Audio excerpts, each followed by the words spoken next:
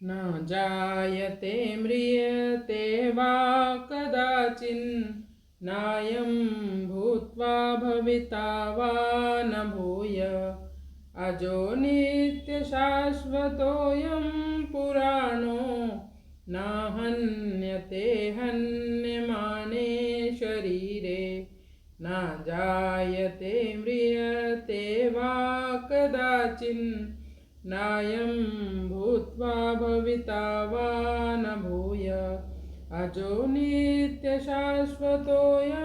पुराणो न हन्यते हन्यमाने शरीरे। भगवान श्री कृष्ण आत्मा के लक्षणों के बारे में वर्णन कर रहे हैं। कहते हैं ना जायते, जिसका कभी जन्म ना हो, म्रियते वा कदाचिन, आत्मा ना कभी जन्म लेती है और ना ही मरती है, नायम भूतवा, आत्मा का ना कभी जन्म हुआ, भविता वा न भूय, ना उत्पन्न होने ही वाली है। तो फिर क्या है इसके गुण? अजो, आत्मा अजो है यानी जन्म रहित है। नित्य मतलब इसमें कभी भी वृद्धि नहीं होती, ना कमी आती है, एक जैसी रहती है। शाश्वतो अयम, यानी आत्मा शाश्वत यानी सदा रहने वाली है। जैसे शरीर है वो सदा नहीं रहता, जैसे 100 वर्षों तक, ये तो कुछ मैंने आपको ज़्यादा ही कह दिया। यदि कोई आज के समय में 100 वर्षों तक जीवित रहता है तो उसका इंटरव्यू लेने के लिए पत्रकारों की भीड़ लग जाती है। पूछेंगे कि आप क्या खाते थे, आपकी दिनचर्या क्या थी, आपका लाइफस्टाइल क्या था। तो अगर कोई 60 से 70 वर्ष या 80 वर्ष तक जीवित रहे तो धीरे धीरे उसके शरीर में क्षय होना शुरू हो जाता है, शरीर कमज़ोर होने लगता है। लेकिन आत्मा का कोई क्षय नहीं होता, क्योंकि आत्मा शाश्वत है। आत्मा के ऊपर समय का कोई प्रभाव नहीं पड़ता, समय का प्रभाव केवल शरीर पर पड़ता है। पुराणों, बहुत पुरानी है आत्मा।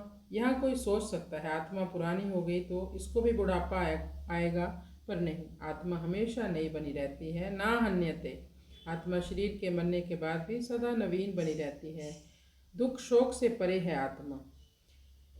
तो आगे इसका अनुवाद आप मेरे पीछे पीछे दोहराएं। यह आत्मा ना कभी जन्म लेती है, ना कभी मरती है। शरीर में 6 प्रकार के मुख्य परिवर्तन होते हैं। सबसे पहले जायते, शरीर का जन्म होता है। फिर वर्धते, शरीर में वृद्धि होती है। फिर अस्थि, एक प्रकार से शरीर कुछ समय के लिए स्थिर हो जाता है, एक जैसा ही दिखाई देता है। फिर विपरिणमते, संतान उत्पन्न करने की क्षमता आती है शरीर में। प्रजनन क्षमता यानी बाय प्रोडक्ट, मनुष्य के ही शरीर में नहीं, जो भी प्रकृति के जीव हैं, चाहे वो पशु पक्षी हों, पेड़ पौधे हों, इन सब में 6 प्रकार के परिवर्तन होते हैं।